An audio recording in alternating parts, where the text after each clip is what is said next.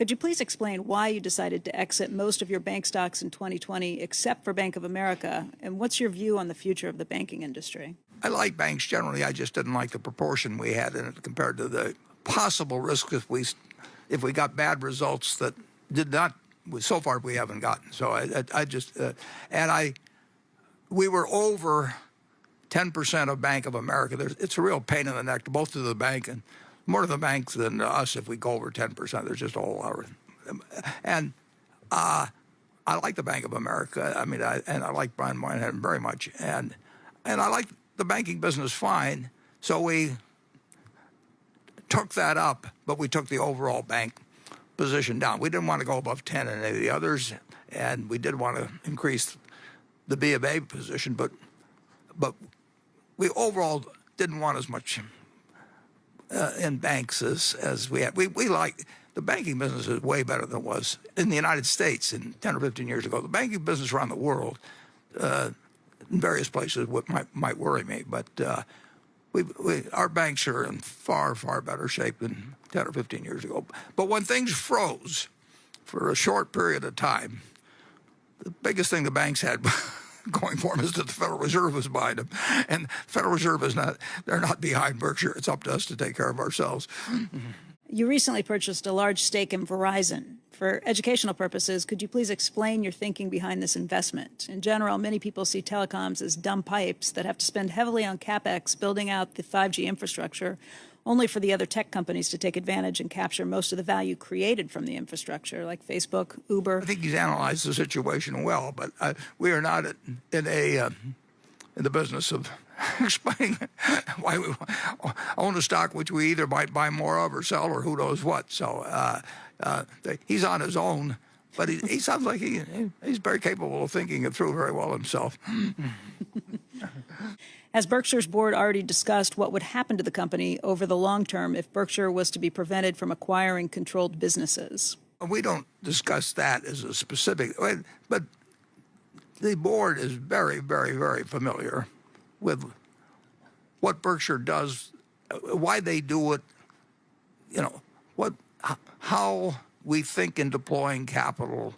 But we could, everybody knows that if you change the antitrust laws, it can change things for Berkshire. If they change the tax laws, it can change things for Berkshire.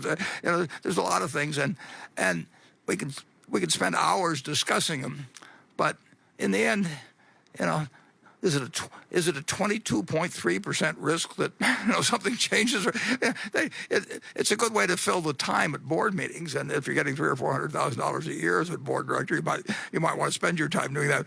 But we really don't focus on that. The main thing about Berkshire is how do you preserve the culture? How do you make sure that if you get the wrong person as the CEO, you can do something about it? That's the biggest risk a board has, is if you pick the wrong CEO. And I've been on 20 boards, and it's happened more than once.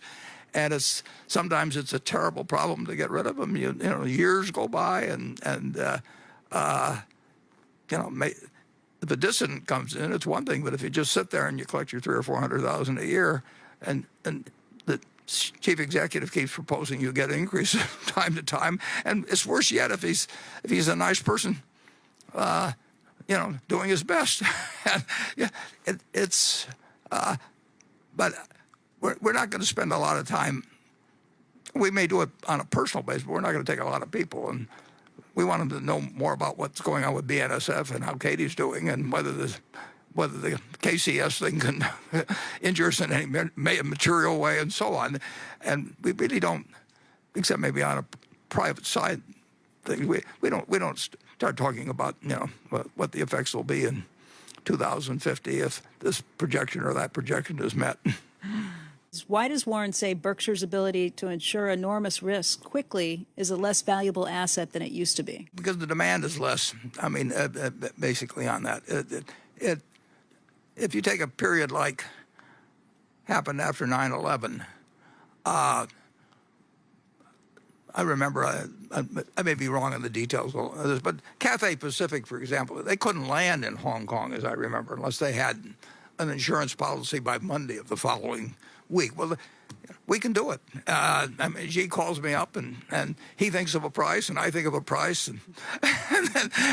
but but we can do it. And we can take the loss if it happens. They called us on the Sears Tower, I think, back then. After that, nobody knew. They didn't know whether bombs might be placed all over.